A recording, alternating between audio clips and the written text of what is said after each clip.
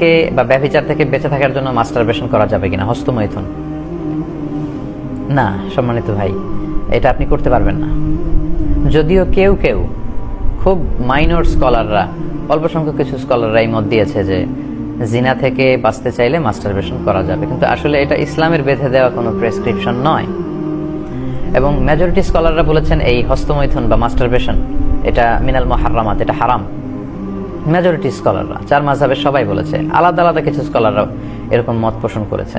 আল্লাহ সূরাতুল মুমিনুন, আল্লাহ যখন মুমিনদের গুণাবলীর কথা বলছেন, আল্লাহ বলছেন ওয়াল্লাযীনা হুম লিফুরুজিহিম হাফিযুন, বিশ্বাসী বান্দাদের বৈশিষ্ট্য তো এই যে তারা তাদের প্রাইভেটকে হেফাজত করবে, মানে তাদের লজ্জাস্থানের হেফাজত করবে। এটা অত্যন্ত গুরুত্বপূর্ণ। এবং আল্লাহ রাসূল সাল্লাল্লাহু আলাইহি ওয়াসাল্লাম বলেছেন মাইয়াদমান লি মা বাইনা লিহিয়াইহি ওয়া মা বাইনা রিজলাইহি আদমান লাহুল জান্নাহ, আমার যে উম্মত দুটি অঙ্গের পাপ করবে না বলে আমাকে গ্যারান্টি দেয়, আমি তাকে জান্নাতের গ্যারান্টি দেই। তার একটি হচ্ছে দুই চোয়ালের মাঝখানে যা আছে মানে জিহ্বা, আর দুই পায়ের মাঝখানে যা আছে মানে লজ্জাস্থান, এই দুইটি অঙ্গের পাপ যদি কেউ না করে তাকে বিষ্ণু সাল্লাল্লাহু আলাইহি ওয়াসাল্লাম জান্নাতের গ্যারান্টি দিয়েছেন।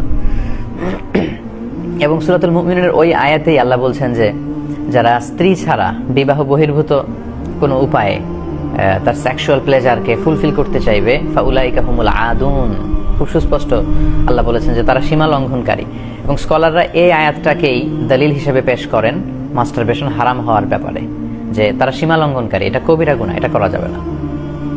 সো যারা বলে যে জিনা থেকে বাঁচতে মাস্টারবেশন না, এটা সমাধানের দিকে খেয়াল করি তাহলে দেখবো যে আল্লাহ কোরআনে ধৈর্য ধারণ করতে বলেছেন, বিয়ে করতে বলেছেন, ওয়ালিয়াস্তাফিফিল্লাযীনা লা ইয়াজিদুনা নিকাহান হাত্তা ইউগনিয়াহুমুল্লাহ, আল্লাহ কাউকে সামর্থ্য দেওয়ার আগ পর্যন্ত সেজন্য নিজেকে বাঁচিয়ে রাখে, পবিত্র অবস্থায় থাকে, সেজন্য ধৈর্য ধারণ করে।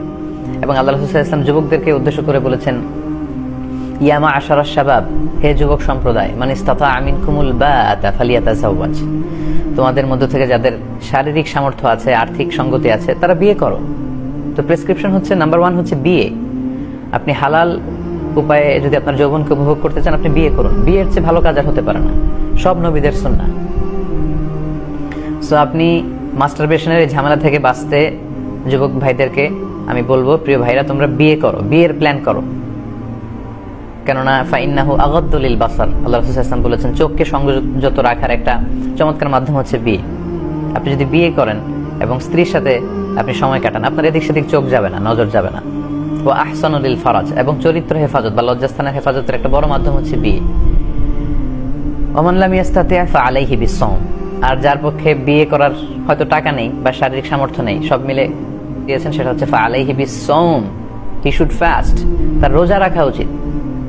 ফাইন্নাহু লাহু ভিজা, কেননা এই সিয়াম, এই রোজা বা এই নফল সিয়ামের মধ্য দিয়ে এটা ভিজা, এটা কাইন্ড অফ প্রোটেকশন, এটা ঢালের মতো। ঢাল যেমনি যুদ্ধে আঘাত থেকে বাঁচায়, তেমনি সিয়াম আপনাকে বাঁচাবে।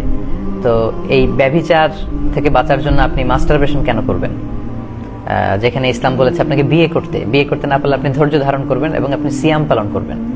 তো আমরা যদি সিয়ামের অভ্যেস করি এবং খুব দ্রুত বিয়ে করার প্ল্যান করি, তাহলে দেখা যাবে যে এই বিষয়গুলো, এই অভ্যেসগুলো আমাদের মধ্য থেকে অনেকটাই কেটে যাবে ইনশাআল্লাহ। আশা করি বুঝতে পেরেছেন।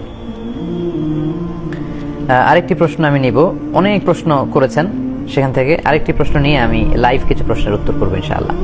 একজন ভাই বলেছেন যাকাতের টাকা দিয়ে বিয়ের ব্যবস্থা করে দেয়া যাবে কিনা। অনেক সুন্দর প্রশ্ন। যাকাতের টাকা দিয়ে বিয়ের ব্যবস্থা করা যাবে কিনা। আমরা জানি যে যাকাত কিছু স্পেসিফিক খাতে ব্যয় করতে হয়। আল্লাহর পবিত্র কোরআনে সূরাতুত তাওবায় বলেছেন ইন্নামাস সাদাকাতু লিল ফুকারাই ওয়াল মাসাকিন ওয়াল আমিলিনা আলাইহা ওয়াল মুআল্লাফাতি কুলুবুহুম ওয়া ফির রিকাব ওয়াল গারিমিনা ফি সাবিলিল্লাহি ওয়া ইবনিস সাবিল ফারিদাতাম মিনাল্লাহ ওয়াল্লাহু আলিমুন হাকীম। এখানে আল্লাহ যাকাত কাদেরকে দেয়া যাবে 8টি খাতের কথা বলেছেন। তার প্রথমটি হচ্ছে ফুকারা।